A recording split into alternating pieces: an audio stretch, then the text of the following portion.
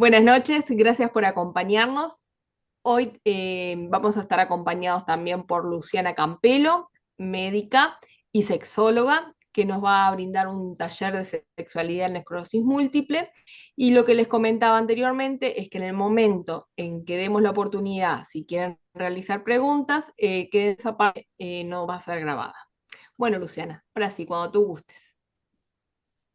Bueno, muy bien, muy bien. Muchas gracias, Moni. La verdad, primero que nada, gracias por la invitación. Gracias, Moni, a vos también en particular, porque me acercaste a EMUR. Yo era algo que no conocía. Y bueno, porque siempre me diste para adelante, porque la primera vez me acuerdo que me lo planteaste y yo te dije, no, yo me muero de vergüenza, no lo quiero hacer. Y bueno, y acá estamos, un tiempo después, pero acá Estamos entre estamos. amigos, Lu, estamos entre amigos, vos Sí, tranquila. sí, ya vi ahí a mi madrina, no, sí, esto es una Caritas reunión conocidas. familiar. Sí.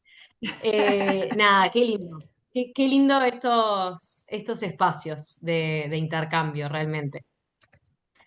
Bueno, Se los nada, vamos a como Moni repetir, ya así que dijo, anda calentando motores. no me metas presión. Eh, como Moni ya dijo, yo soy médica sexóloga, egresada de la Sociedad Uruguaya de Sexología, educadora sexual también. Ay, no sé qué me pasó ahí. Ahí. ¿Me siguen viendo? Sí, Lu, tranqui. Está todo bien. Está, porque me apareció un cartel, ni idea. Bueno, sexóloga clínica y educadora sexual también de la Sociedad Uruguaya de Sexología y sigo siendo alumna del Instituto Andaluz de Sexología y Psicología. Ahora van a entender un poquito más por qué, porque anda por ahí en la vuelta al trabajo de fin de máster, que es lo que también nos compete hoy acá. Y alumna de la Asociación Argentina de Salud Mental, porque bueno, nunca hay que parar de formarse y ahora me metí a hacer una diplomatura en terapia de pareja. Así que bueno, y ahí me pueden encontrar en las redes, doctora Luciana Campelo. Esto es un poco a modo de introducción, creo que ya todos un poquito sabemos de esto, ¿tá? La esclerosis múltiple es una enfermedad crónica, afecta al sistema nervioso central, tiene un componente autoinmune, es una de las principales causas de discapacidad en adultos y adultas jóvenes. Tiene una alta incidencia, una alta prevalencia. Yo cuando me puse a buscar vi que era una de las más altas de América Latina, de hecho, y que es mucho más frecuente en mujeres que en varones. Eh, la etiología continúa siendo desconocida, la causa, no se sabe bien por qué, pero en realidad lo que se vio es que hay como es una sumatoria de factores, me gusta decir a mí. Es como, bueno, tenemos la predisposición genética, pero también un montón de otros factores de riesgo, ¿tá? Ser de raza blanca, el déficit de vitamina D, la dieta, el tabaquismo, etcétera. Y bueno, la edad media del diagnóstico 35 años. Esto es un tema, ahora después lo vamos a ver, pero bueno, justamente a esta edad, adultos jóvenes, estamos proyectando a futuro, hay planes, hay hijos tal vez en el medio o a futuro, entonces esto va a tener cierto impacto y tiene una afectación importante en lo que es la calidad de vida de estos pacientes. Bueno, pero hoy vamos a hablar más que nada de lo que es la esfera sexual, ¿no? Entonces, la prevalencia, es decir, la cantidad de personas que tienen alguna disfunción sexual ya de por sí es bastante alta. No se ve tanto tal vez porque continúa siendo un poco tabú toda la parte sexológica, pero cada vez menos, pero bueno, eh, continúa siéndolo. Y en los pacientes que padecen esclerosis múltiple es más alta aún, ¿tá? Vieron que dice ahí en mujeres entre 40 y 80, yo les diría que está más cerca del 80 que otra cosa, y en varones entre 50 y 90%. Es decir, que de todos los pacientes que tienen esclerosis múltiple, ¿tá? Casi un 80% de las mujeres va a haber afectada su vida sexual y casi un 90%, por así decirlo, los varones. ¿Tá? Origen multifactorial. Cuando yo estudiaba, siempre hablamos de que las disfunciones sexuales eran psicógenas y orgánicas, pero eran mixtas en realidad. Es decir, si yo puedo tener una disfunción sexual por algo orgánico, por ejemplo, por una esclerosis múltiple, pero también va a venir de la mano la salud mental. Va a estar la depresión en la vuelta, la ansiedad, ¿tá? La baja autoestima, siempre va a haber algo ahí de salud mental. Entonces, se dice que esto es mixto, que es multifactorial, que es por varias cosas. Y acá, ¿qué va primero, el huevo o la gallina, no? ¿Esto es un síntoma solo o es una consecuencia de otra cosa? O sea, yo, por ejemplo, tengo una alteración en el deseo, ¿por qué? ¿Porque estoy deprimida o porque hay algo más? Entonces, siempre estamos en esa. A veces es muy difícil saber qué es lo que va primero. Lo vamos a tratar igualmente, se va a abordar todo, pero es complicado. Y con mi investigación, yo lo que vi es que uno de estos autores planteaba, como para ordenar un poco, que las disfunciones sexuales se dividieran como en tres. Esto es solamente en los pacientes con esclerosis múltiple, no en toda la población, como para ordenar. Entonces era las primarias, las secundarias y las terciarias, que cada una, ahora después las vamos a ver bien, pero tienen lo suyo. Más que nada para ordenar, pero también para abordarlas, porque si no termina siendo bastante complicado. Antes de meternos en estas disfunciones, para introducirlos un poquito en el tema, porque entiendo que capaz a veces es medio complicado, yo lo intenté simplificar lo más posible, lo que es la respuesta sexual, ¿tá? Entonces, esto aplica para todos. Estímulos, internos y externos. Internos, fantasías, lo que yo deseo, lo que yo pienso, lo que tengo acá, ¿tá? Externos, lo que me traen los sentidos. El tacto, el oído, ¿tá? El olor, el olfato. ¿Qué van a hacer esos estímulos? Prender cerebro, que es el órgano sexual por excelencia, activación del sistema nervioso central. Entonces, capaz que yo no tengo fantasías, capaz que no fantaseo con nada, pero estoy sentada, viene mi pareja, me empieza a hablar, me empieza a hacer algún mimo, tiene un rico perfume y esto me prende, ¿tá? Llega al cerebro, no importa, muchos procesos, mucha liberación de neurotransmisores, de hormonas, está, no voy a poner todo eso porque si no, un choclo y se van a ir más mareados de lo que está. Entonces, esa activación a nivel cerebral va a generar una respuesta a nivel de todo el cuerpo. Yo puse genital porque es la que más voy a explicar, pero va a generar un aumento de la presión arterial, de la frecuencia cardíaca, de la frecuencia respiratoria, ¿tá? Y a nivel genital, bueno, va a generar, por ejemplo, en las personas con vulva, en las mujeres, vamos a tener un aumento en los labios mayores, en los labios menores, da un aumento de tamaño, un aumento del tamaño en el clítoris. La vagina, que en realidad es una cavidad virtual, que son dos paredes pegaditas, se va a abrir un poquito, se va a elongar también, el útero va a subir. En los varones, bueno, ni que hablar, va a llegar toda la sangre al pene y va a haber erección. ¿Tá?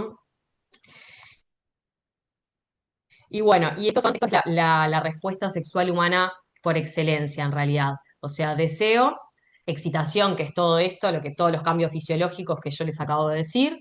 La meseta, que en realidad es como el mantenimiento de estos cambios fisiológicos, que si se mantienen en el tiempo van a generar el orgasmo. Varones, un orgasmo y después periodo de resolución. Mujeres tenemos la posibilidad de tener uno, dos, tres, o sea, de tener más de una, ¿tá? Para después entrar en lo que es la resolución. Entonces, volviendo un poco a esto otro que decíamos de lo que son las disfunciones sexuales primarias, secundarias, terciarias, que clasificó Foley en su momento para los pacientes con esclerosis múltiple. Estas son el resultado de lo que da la esclerosis. O sea, esto, habíamos dicho que es una enfermedad neurodegenerativa, ¿tá? O sea, va a afectar los nervios, va a afectar todo el sistema nervioso central. Y por ende eso va a generar una repercusión en el deseo, en la lubricación, en la erección. O sea, toda la respuesta sexual que habíamos visto acá va a verse afectada. ¿Por qué? Porque yo voy a tener una afectación acá, en los nervios de la médula espinal. ¿Tá? Entonces esa conducción, o sea, yo me prendo acá, pero si tengo que prender allá abajo, y a veces hay cortocircuito. Estas son las primarias. Después tenemos las secundarias. Las secundarias van a derivar de lo que son los síntomas físicos de la esclerosis múltiple, ¿tá? En realidad no son no afectan directamente la respuesta sexual, sino que lo hacen de forma indirecta, ¿tá?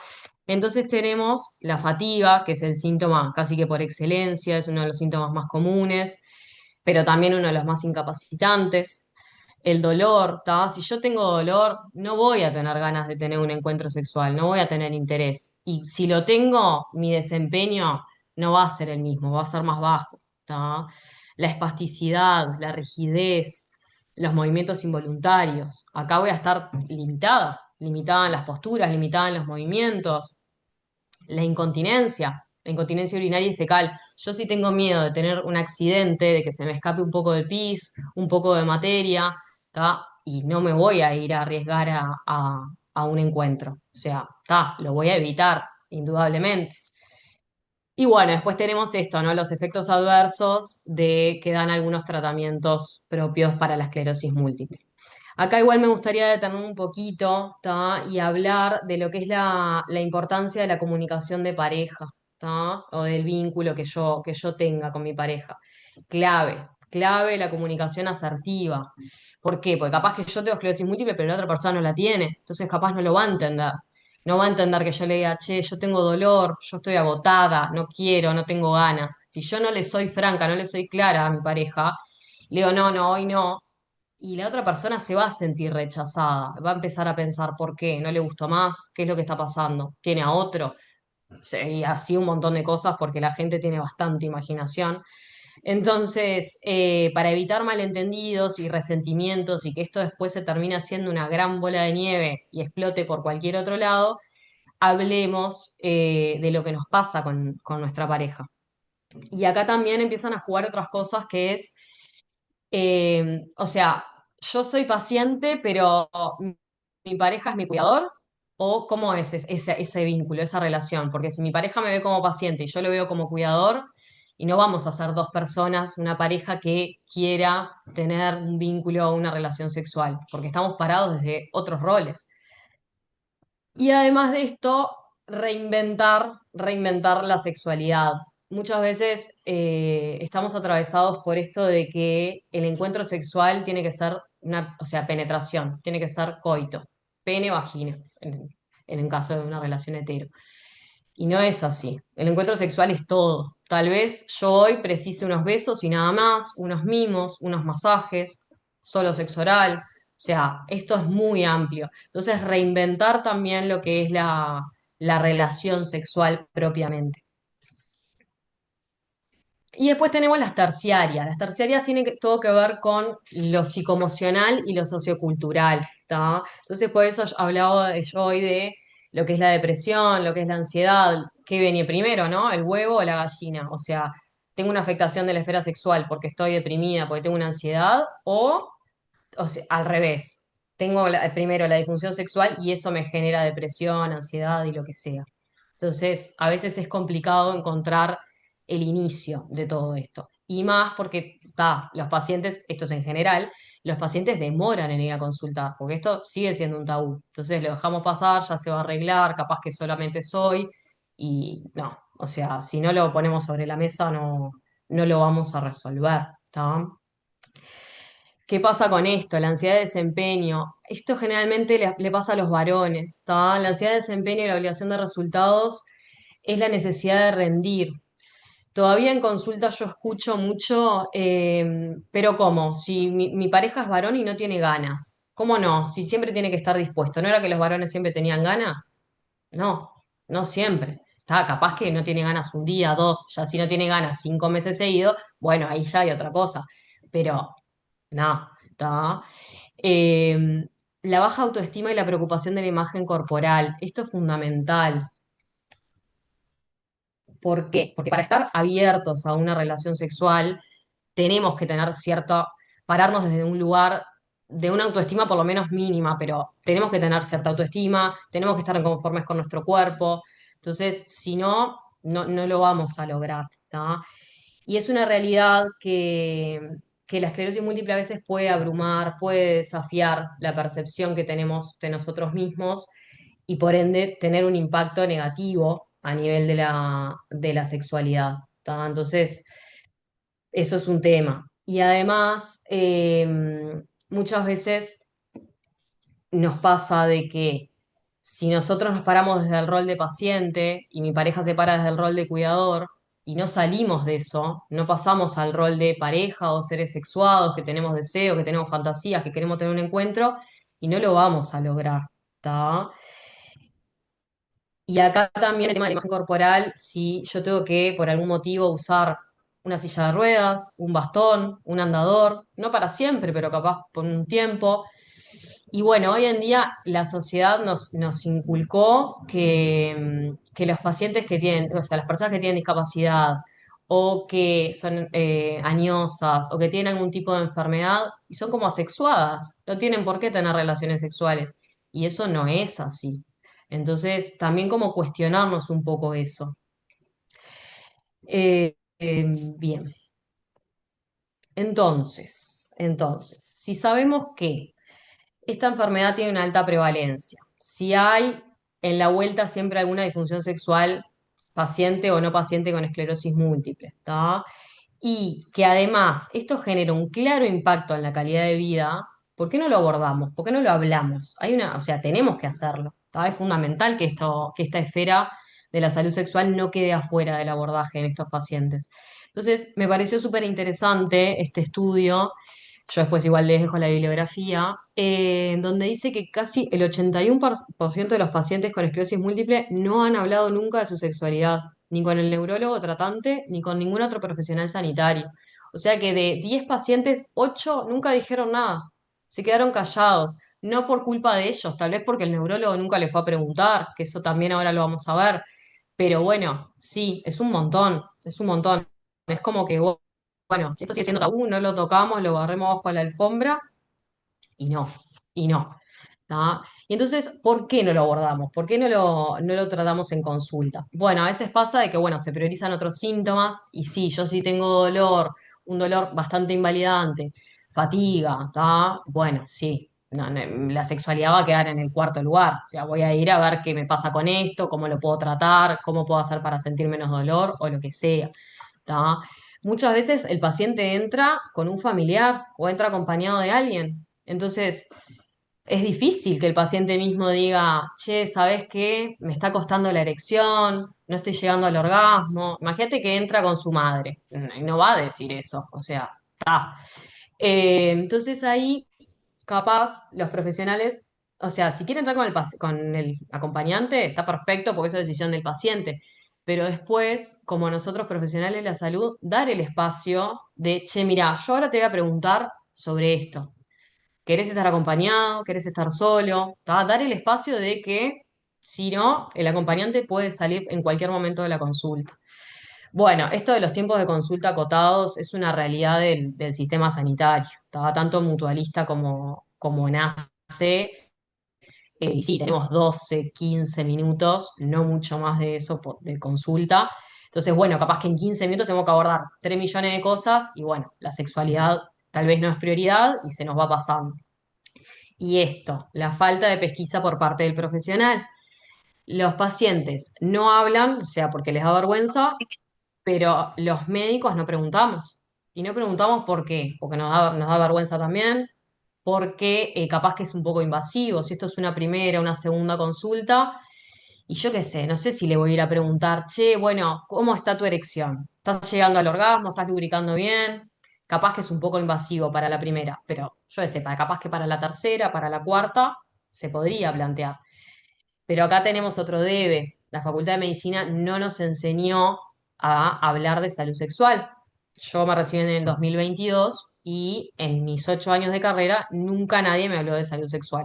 No tenemos formación en eso. Entonces ahí el médico, y no lo va a preguntar. Primero porque no sabe cómo abordarlo y segundo porque si llega a preguntarlo y el paciente le dice, sí, sí, ¿sabes que tengo un problema en la erección? ¿Qué hago? O sea, ¿para qué pregunté esto? Me cagué en la tumba solo. Entonces, ahí como que, bueno, lo que termina pasando es que se evita.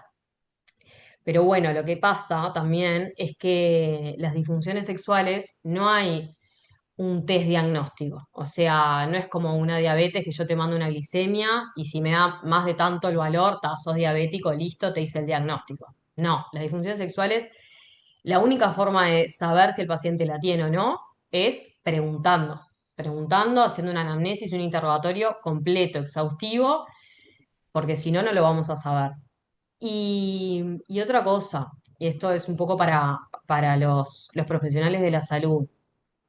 Si yo no lo sé, que está perfecto, porque en realidad, primero, no tuve la formación en facultad y segundo, no tengo por qué saber todo, derivar, derivar, trabajar en conjunto con otros, con otras, con un equipo multidisciplinario. Es así de simple, ¿está? Pero bueno, a veces cuesta un poco.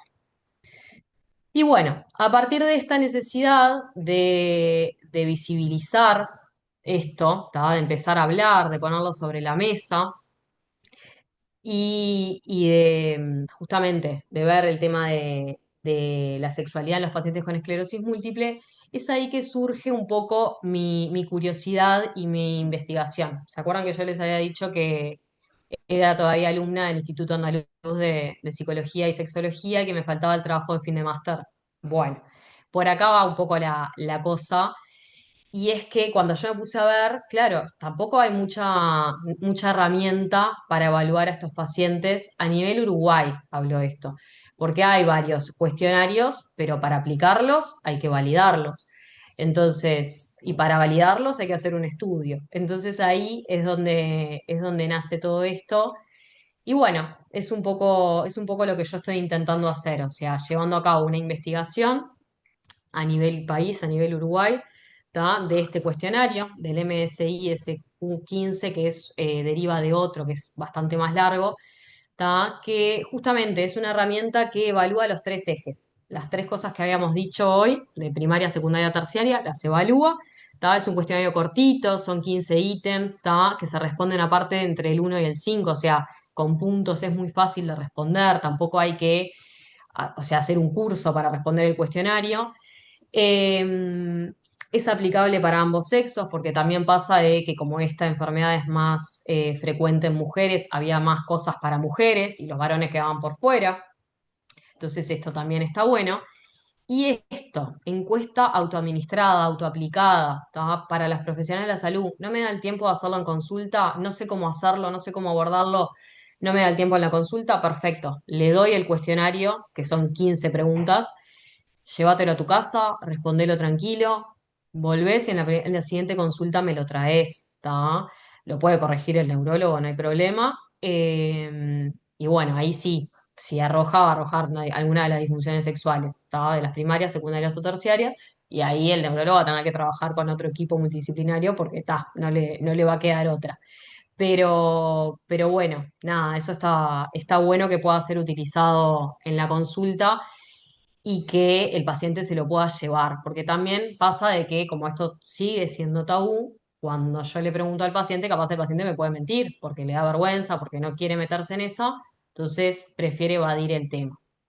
Y ahí, con esto, no lo evade porque lo hace en su casa, en su intimidad, y el médico no tiene que estar preguntando de frente, sino que le da el cuestionario y listo.